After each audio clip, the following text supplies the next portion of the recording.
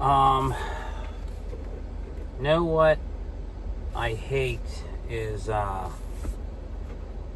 what I hear a lot from employees, whether that be any of our employees over the years or guys who are looking for jobs, and on the interview process, or even just people,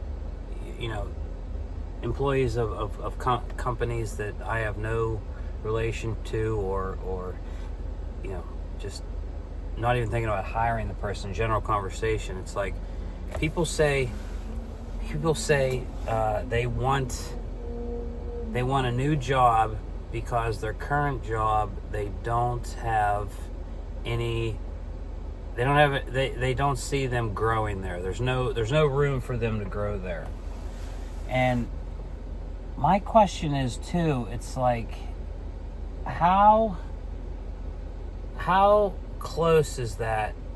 Like what's the percentage there of that actually being true when you hear people saying that, right? Like, is it, if I had to guess, I bet you it's less than 5% that actually being true. I think there is room to grow in every single company out there, because you know what? As business owners, we are constantly looking out for the people with the work ethic that don't come into a job with, how much vacation time do I have? What's my annual salary? What kind of benefits do I get? What are do I have quarterly bonuses, annual bonus? What does that look like? How is that? It's and don't get me wrong, those things are important.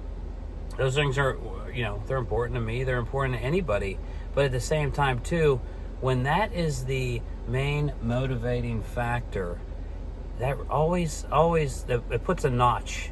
Like I set like a little asterisk in my head about those people, right? And it's another thing too is whenever somebody's working for me, and I would never require 90% of my employees ever to answer the phone or do any kind of unpaid work after hours, right? Would never expect that. However, I know there are people that will always pick up the phone and give me an answer when it's after hours, regardless of what time it is. And there's people I just know that will not respond until the next day at 7 or 7:30 in the morning when they're on the clock. And that's fine. That's totally fine, right? But at the same time too, it's always automatically assumed that the company has to go above and beyond for the employee, which I have no problem with if that employee is going above and beyond for the company as well, right? It has to be a two-way streak. This shit with always, it's just like, oh, it's the company's fault. When employees have financial problems, it's automatically the owner's fault, and it's the owner's problem. Like there's no sense of responsibility. There really isn't. And it's like, oh yeah, I want to go somewhere where I can grow. What I think a lot of people actually mean is, I want to work somewhere where I get paid more for doing the same or less. Right? It's like when someone's asking for a raise. I hate when people ask for a raise. Hey, I need a raise. I deserve a raise. You deserve a raise based off of what? Off of what you've created in your mind about the company you don't own? Like a rule that you made up in your head, you think you deserve a raise? Like, it's absolutely insane to me. And here's the thing too, it's like, people want a raise without producing more too, which I don't think is right. That's like what is that saying? The guy who sits in front of a stove or a fireplace and says, "Hey, give me heat, then I'll give you the wood." Same principle applies here, and it's absolutely ludicrous. There's just this idea And don't get me wrong, I'm knocking anybody, not knocking anybody, or I am not knocking anybody for having this idea of like, the company that you work for has this endless cornucopia of cash vaulted off somewhere where they can afford stuff. It's like, you know, if people saw as many businesses' financials as I saw, they would realize how fragile they were.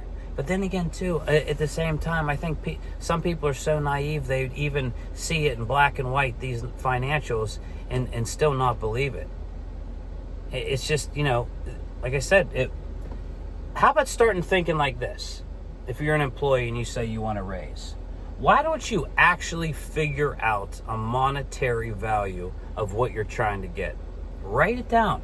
How much do you want? I want to make $190,000 a year. All right, well, if you are a gas station attendant that works 40 hours a week, there's a chance that you're not going to get that. There's a good chance you're not going to get that. If you want to make $190,000 a year doing the same thing you want to do, then maybe you should buy a gas station, right? Like, that's the first and foremost thing. Like, think about the exact number you want. And then think about, hey, does this market that I am currently working in actually support that wage? Support that wage and benefit package? Because a lot of times it doesn't. You know, I work a lot in construction. And construction workers, tradesmen, they are, with good reason, paid very, very well. But at the same time, too, there has been many cases where, you know, they want an unrealistic wage for doing the same exact work they're doing now. Do I think that they're not worth it? Fuck no. Some of those guys bust their ass for years. I worked with them in the. It's absolutely not. I do not think that they're not worth that money. However, that's just not the real world, though. The real world is the customer, the free market, the invisible hand that is only going to support a certain wage, right? There's no two ways about it. I always give the example. It's like, hey, you know, you see these union people, that are just pro union, and hey, that's fine. You know, you're pro union. That's great, right? You know, there's a lot of pros and a lot of cons to the union. Probably more cons, but you know, you see these guys and they got their buy union strong, do the right thing, solidarity. You know, they got the bumper stickers on their cars and the yard signs with the silhouetted fist of solidarity and this and that. You know, and they work some kind of union trade. But I'll tell you what, whenever they're getting a new roof put on their house that they're flipping the bill for, I'm curious to see how many union contractors actually get hired for those jobs. I'd say less than 1%, most likely. You know?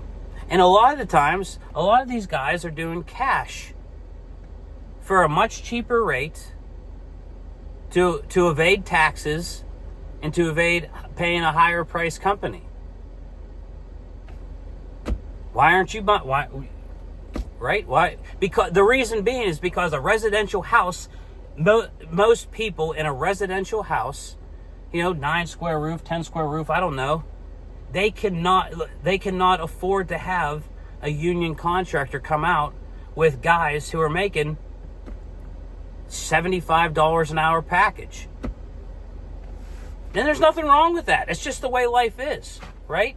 Same thing goes with, you know, if I'm going to a grocery store with people who are unionized and now instead of their package is $21 an hour, it's $41 an hour, how much do you think that food is going to cost to support those workers?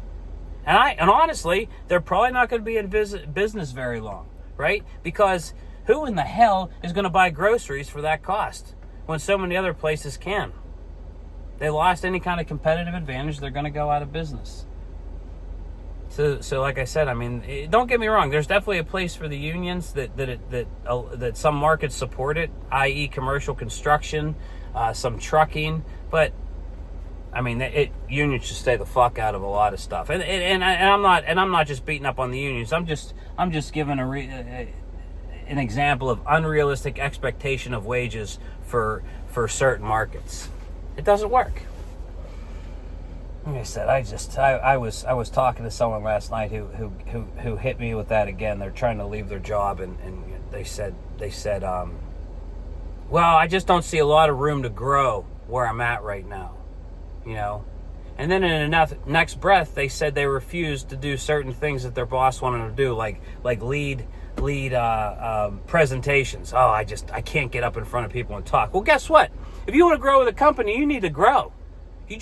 What you're asking for is, I want to get paid more for what I'm currently doing now and continuously to get paid more. Not the way it works. That is not the way it works. I don't know. That's my rant.